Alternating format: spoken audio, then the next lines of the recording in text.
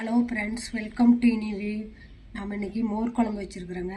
Plain மோர் குழம்பு தான் வச்சுருக்குறோம். இதில் வெண்டைக்காய், வெள்ளை பூசணி, வெள்ளரிக்காய் எல்லாமே போட்டு செய்யலாங்க. வாங்க அது எப்படி செய்யலான்னு பார்க்கலாம். மோர் குழம்புக்கு தயிர் எடுத்து வச்சுருக்குறோம். 1/4 லிட்டர் அளவு இருக்கும். மிக்சியில் போட்டு நம்ம அரைச்சிக்கலாம். அதுதான் தயிரை தண்ணி ஊற்றாமல் அரைச்சி எடுத்தாச்சு. ஜாரை கழுவி ஊற்றிக்கலாம்.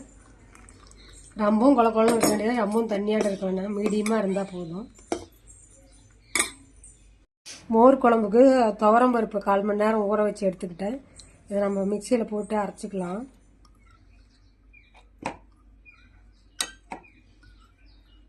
ரெண்டு பச்சை மிளகா உடச்சி வச்சுருக்கிறோம், போட்டுக்கலாம்.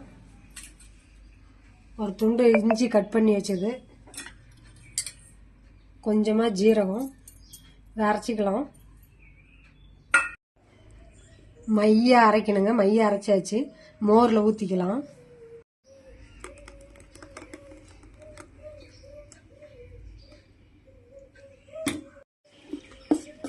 ஊற்றின விழுத நல்லா கலக்கிக்கலாம்.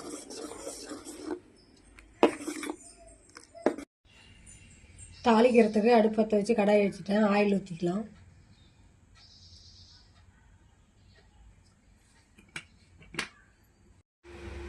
அரை ஸ்பூன் கடுகு,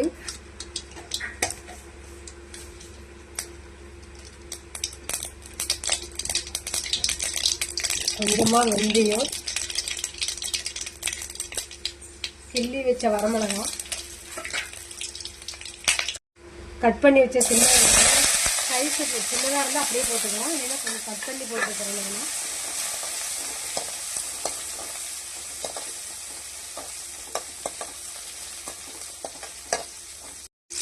ஒரு கொத்து கருவேப்பிலை,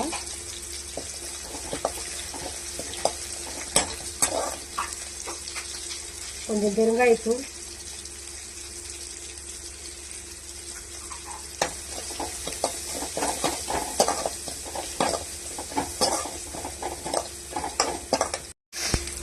கலக்கி வச்ச மோரை ஊற்றிக்கலாம்.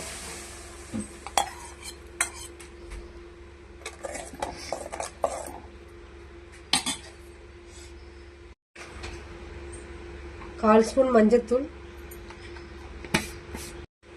கல்லுப்பு தேவையான அளவு போட்டுக்கலாம். நல்லா கலக்கிக்கலாம். கொஞ்ச நேரம் கொதிச்சா போதும், ரொம்ப நேரம் கொதிக்க தேவையில்லை. மூடி வச்சு ஒரு கொதி விட்டுக்கலாம். அது கொதி வந்துருச்சு, ரொம்ப நேரம் கொதிக்க தேவையில்லை. ஒரு கொதி வந்தால் போதும். அடுப்பு ஆஃப் பண்ணி இறக்கலாம். அது சூப்பராக ப்ளைன் மோர் குழம்பு ரெடி ஆகிடுச்சுங்க. இந்த மாதிரி நீங்கள் ஒரு டைம் செஞ்சு பாருங்கள். உங்களுக்கு பிடிச்சிருந்தா லைக் பண்ணுங்கள், ஷேர் பண்ணுங்கள், சப்ஸ்கிரைப் பண்ணுங்கள். தேங்க்யூ.